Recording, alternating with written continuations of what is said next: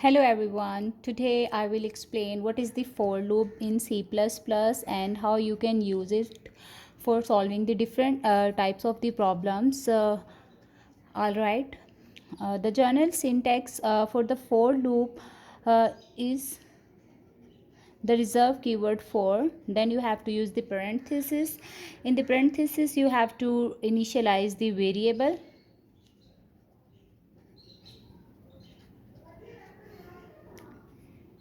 All right. Then you use the semicolon. Here you have mentioned the conditional statement or the condition. This condition actually describes for how long you want to continue that loop.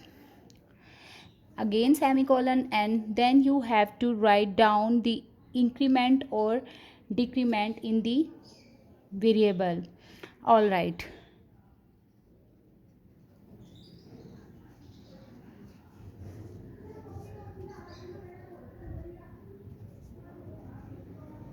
And then you close that parenthesis.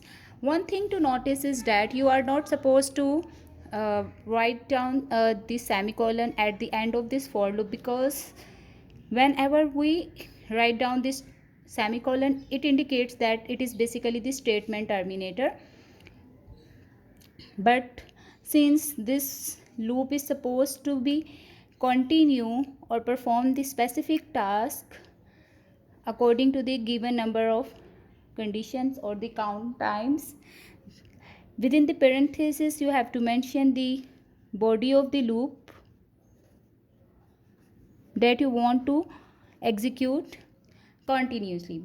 Basically loops are used in any programming languages for performing a particular task for a specific number of times or repeatedly.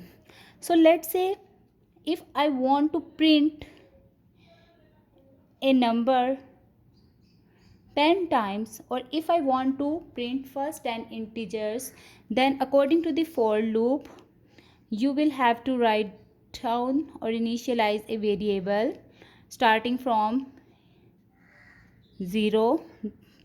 Here I is the integer type variable and I have initialized that variable. Then you have to mention the conditions.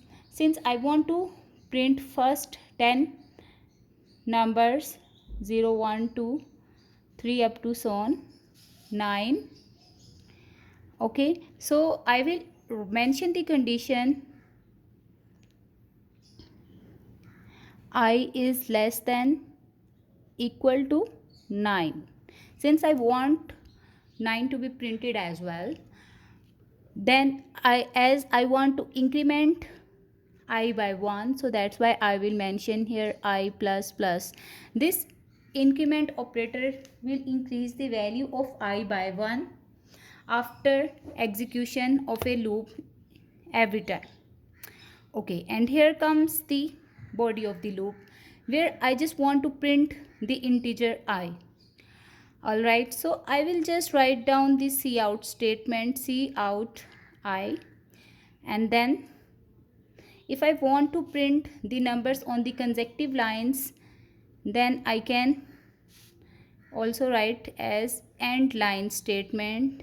This statement will indicate or prompt the compiler to print the numbers on individual lines, and here the body of the loop closes. Okay, now what happens?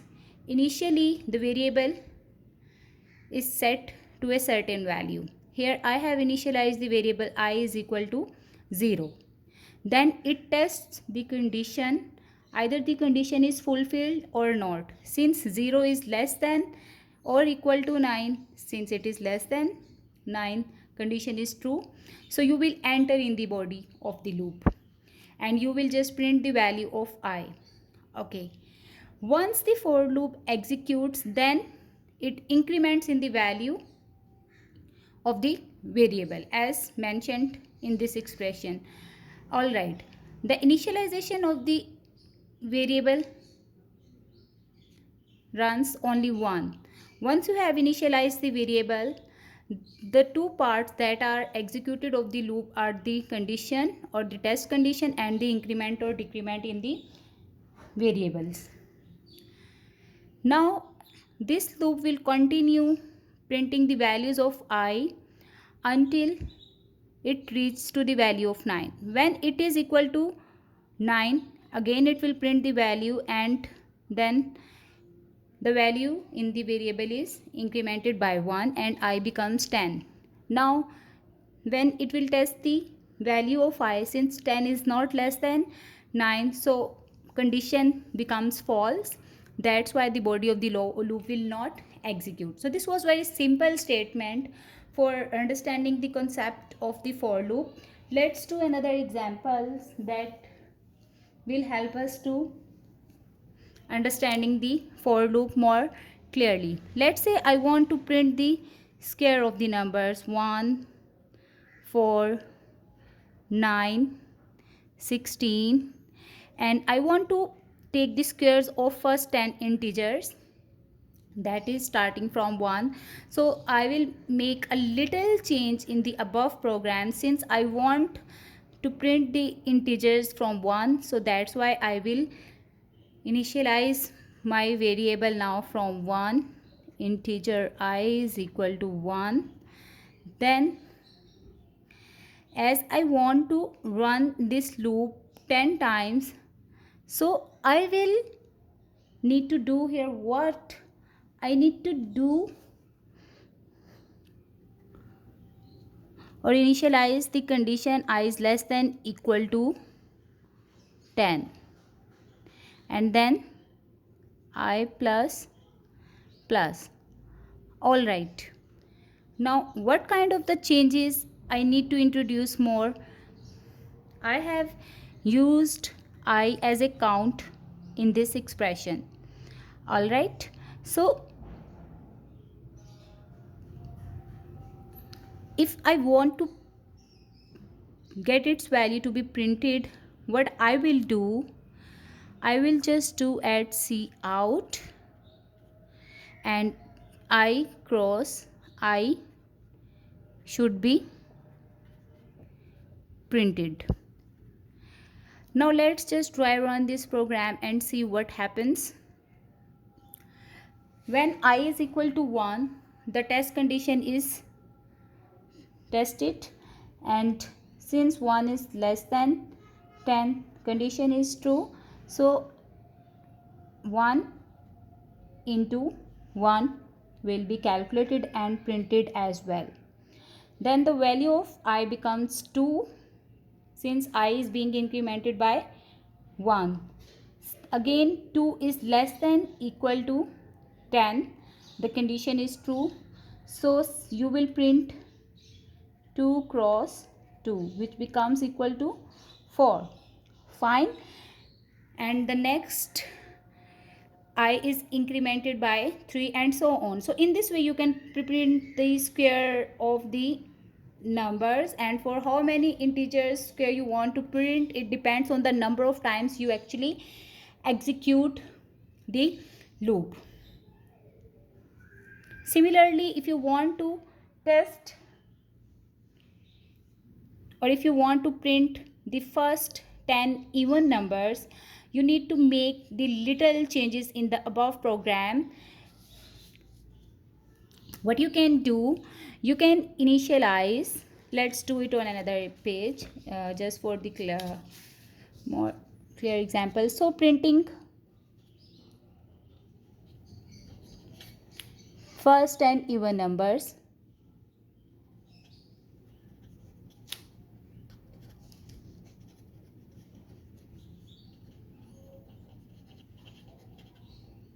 All right, so what I have to do, you just need to run a counter. Okay, so let's say just for integer count is equal to 0, count is less than 10, and then count plus plus. Okay, so this will basically act as a printing counter. All right, So let's initialize a number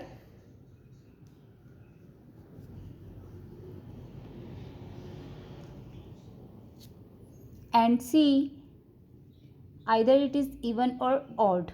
So we know that if a number divided by 2 is equal to 0, this percentage operator actually gives us the remainder. Alright, and other operator that is used gives us the quotient. So to be careful, just to remember that if you want to test either a given number is even or odd, you just need to divide it by 2, and if the remainder is equal to 0, then this number will be considered as an even number, or if the remainder is not equal to 0, then the given number is not an even number. All right. So since I want to print first 10 numbers, so that's why from 0 to 20 the count value should be set to 0 to 20. Otherwise, if I run this loop till 10, it will give us the integer, even numbers only till 10. And since I also want to test the 20, so that's why I will here use the equality sign over here. So let's just modify this program. And one thing more, since I want to test from 1 till 20,